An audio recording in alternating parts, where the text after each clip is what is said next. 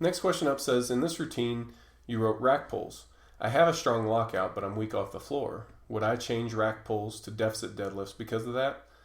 Am I on the right track if I do make changes like this to put more focus on my weak points? Not really, not in this particular case. For the deadlift training, there's typically two kinds of exercise. There's a bottom focus and a top focus. Now, like you said, you have a weakness off the floor. So the reason that those exercises will be beneficial to you is for the bottom focus movements, you get direct weak point training. For the top focus movements, you're going to get more of a superloading effect. So for you, I would expect that for rack pulls, you can handle more weight on the rack pull than you could from a pull from the floor. And when that happens, you're getting extra training for your grip. You're basically sensitizing your whole system to handle higher tensions like this. That can be beneficial even for someone like you whose main weakness is more off the floor.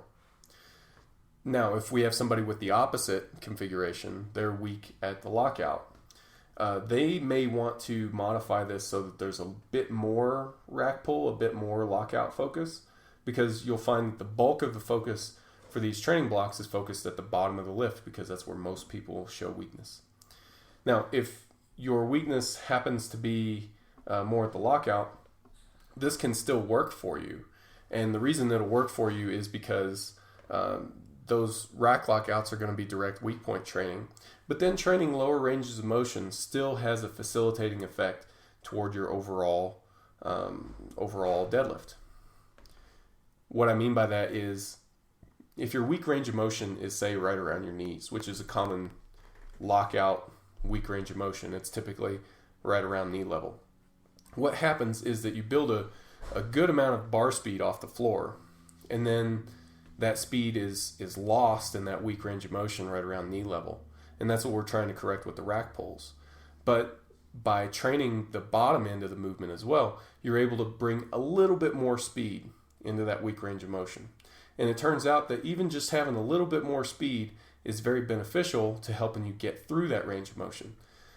It's not that you're coasting through the range of motion. You're still pulling as hard as you can through the whole movement. You know, if we're talking a maximum deadlift, you're going to be pulling as hard as you can the whole time. Now, during a certain part of the movement, you're just unable to produce as much force as you are during your stronger ranges of motion. That's how the weak range of motion thing works. And by having just a little bit more speed when you come into that weak range of motion, you'll be able to get through it a bit easier, which means we can put a little bit more weight on the bar. So training those bottom ranges of motion either trains your weakness or it facilitates this transfer of training.